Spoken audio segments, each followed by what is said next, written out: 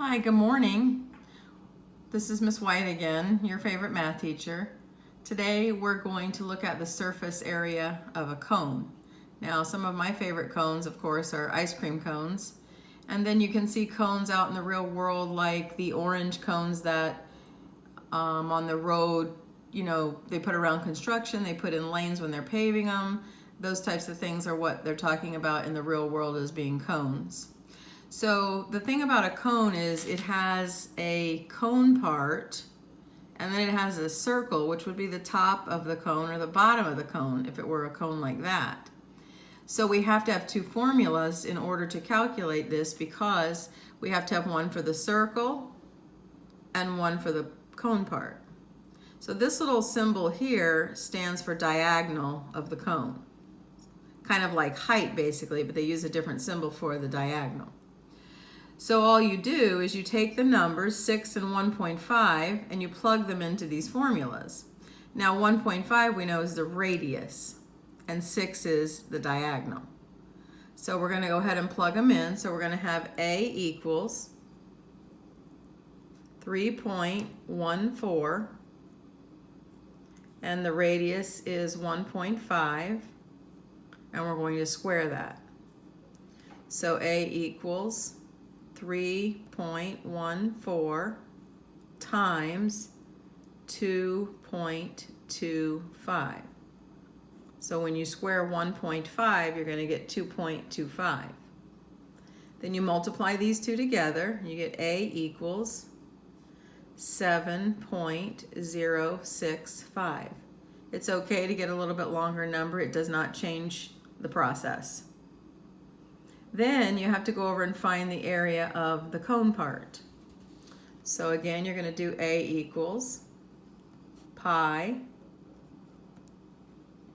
times the radius of 1.5 times 6.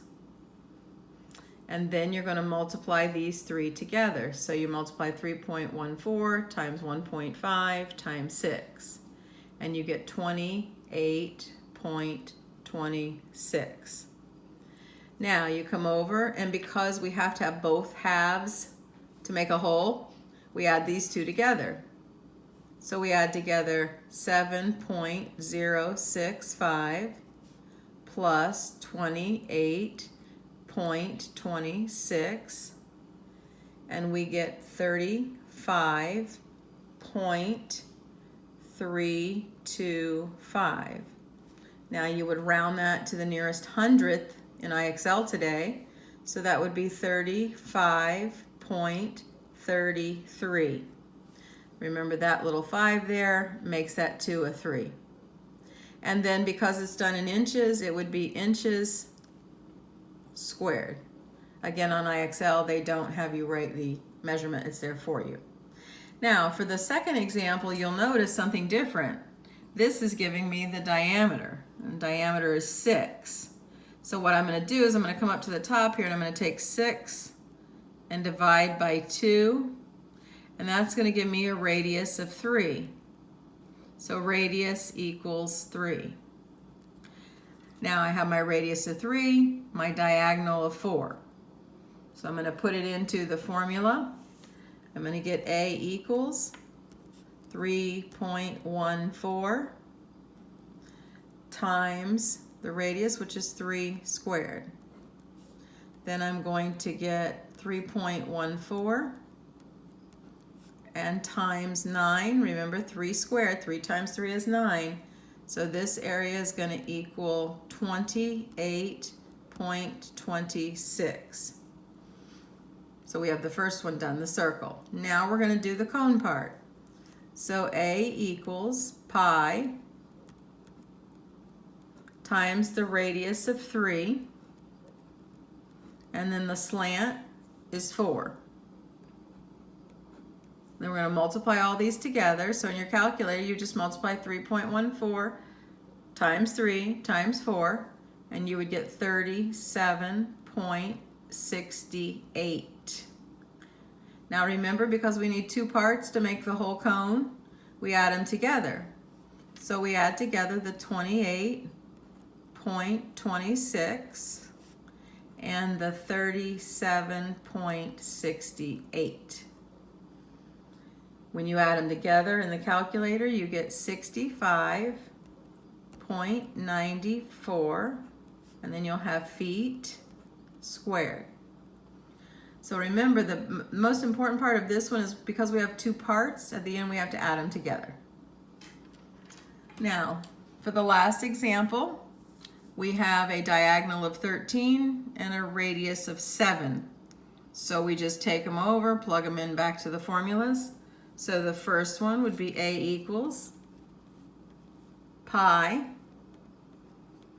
The radius here is 7. I'm going to square that. So A equals 3.14. We square 7. 7 squared is 49. So A equals, now you multiply 3.14 times 49, you get 153.86. Now we have to do the part that's the cone. So we do the same thing we did in the other two problems. A equals pi times a radius of 7 and diagonal of 13.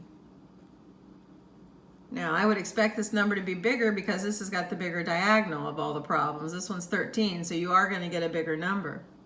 So what you do is you multiply all these together, 3.14 times 7 times 13, and you would get 285.74. Now I'm going to add them together. So I'd have 153.86 plus 285.74. When you add those two numbers together, you can do it in your calculator, you would get 439.6. And this one is in centimeters, so it would be centimeters squared. Now, I hope me going a little bit slower was helpful. This is the way to find the surface area of a cone. And I hope that you'll find this video helpful to you. If not, remember you can reach me by email. I will see you tomorrow, and I hope you all are staying safe and have a great day.